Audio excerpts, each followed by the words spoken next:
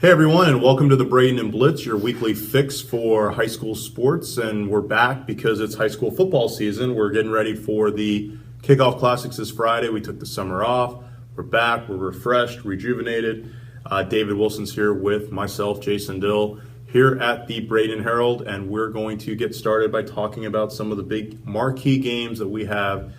Yes, they're kickoff classics, but there is one heavyweight bout between Manatee High School and Armwood High School, a perennial state title contending team. David, what did you make from that game? It's a Bright House game too. You would obviously like to see both teams at full strength, but Manatee not positive if quarterback AJ Colagiovanni will be 100% healthy, broke his foot in the spring, which means they could have to move Tariq Milton to quarterback. He's probably the best wide receiver in the county. You'd like to see how that connection, the Colagiovanni-Milton connection, would work against a defense like Armwood, which typically has one of the better defenses in the state. So it's going to be tough to probably glean as much from that matchup as we would like, but it still should be entertaining. I think that we're going to get a chance to see what Josh Booker's made of. The new running back, he transferred from Sarasota High.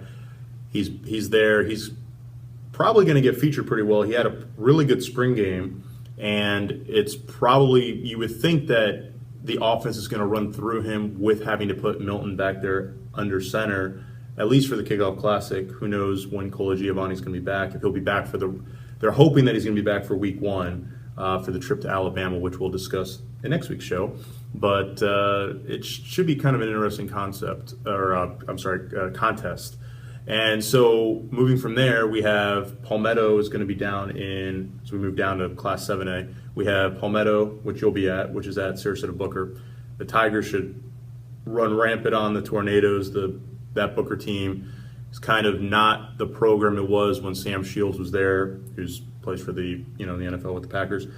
Not kind of the same program that got to a state championship game so many years ago. And I expect Palmetto to kind of just have their way. Yeah, the one thing with Palmetto this year is, well, they still should be pretty good. It's hard to see them, at least early on, blowing a lot of teams out because they're going to lean so heavily on their defense and a running game rather than last year when they had a future Division I quarterback.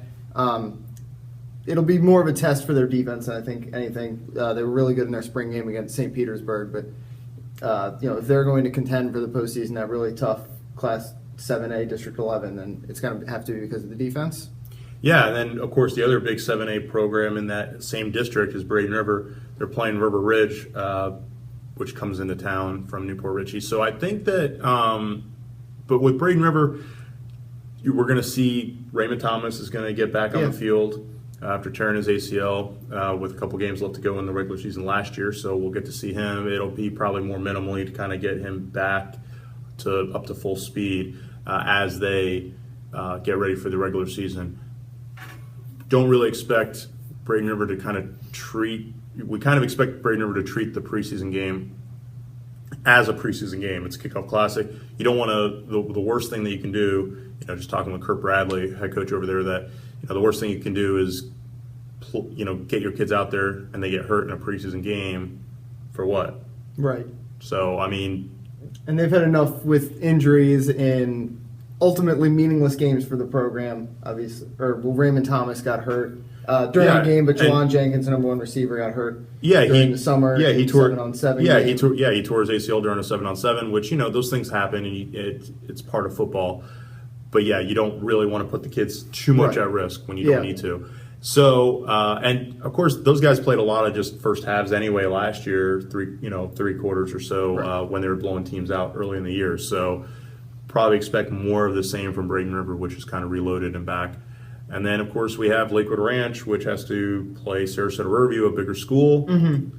They've had some pretty good games in the past with kickoff classics and things of that sort. Yeah, I think they expect to be better this year than they were last year when they finished a couple games below 500. Again, that district is so tough, and it's hard to see one of those teams that's not Venice or Braden River right now. taking the leap, or at least I think Venice right now probably looks like they're clearly a step ahead of everyone else, bringing back so much from last year's team. They are. I mean, I think it's a 3-team race, really, honestly. But for if we want to break it down in that district in 7A, District 11. But for them, Lakewood Ranch, I think, is that next team that they bring back their starting quarterback from last year. They've got a Division I left tackle. They've always got a good offensive line. They've got some talent on that defense.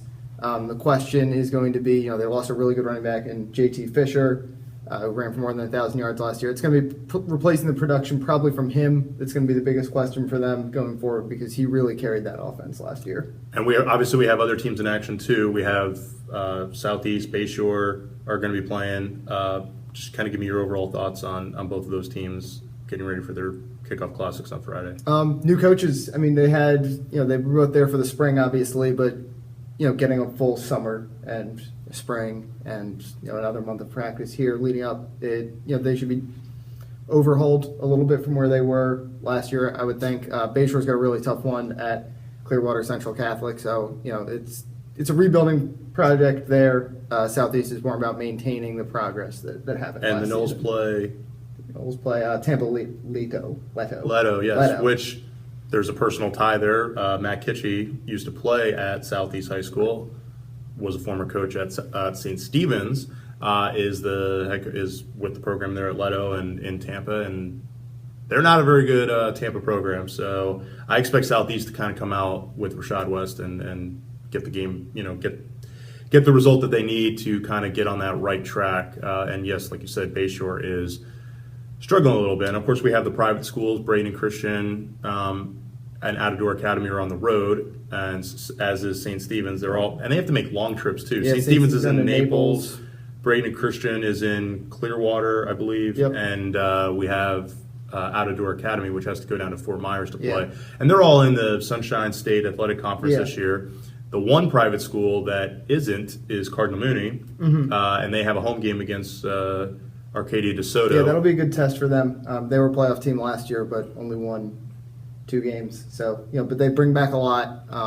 Arcadia, obviously, one of the perennial playoff contender in Class 5A.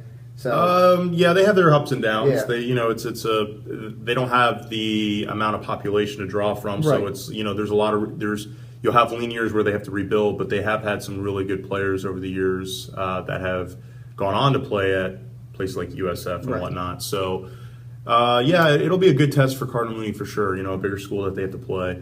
And of course, IMG Academy is the one Saturday game is against Carroll City out of Miami, which is another good usually a pretty good program. we were just talking about how if you just look at where you're going to find probably the 2 most talented teams every week, it's going to be wherever IMG is playing. They're only home a handful of times. So, I mean, if you want a chance to see some of those players, this is pretty much as good a chance as you can get. Yeah, I mean, they're loaded. Especially, it's a Friday. It's not Look, they have conflicting with 40 kids Right. that are that have Division I offers. 40. Look at every other team that we've had in this area from a public school side of things, that have a good team that get to a state semifinal or win a Right. state championship. In those type of years where you have a really good team, maybe they have, 7, 8 max? Right. They have 40. Right. It's ridiculous, the talent level over there. But, I mean, that's their kind of game. the way it is. So they get the kids and that go there for their senior years or juniors, or they get the transfers and they also have guys that they're developing too now as the program is entering those 3rd and 4th years.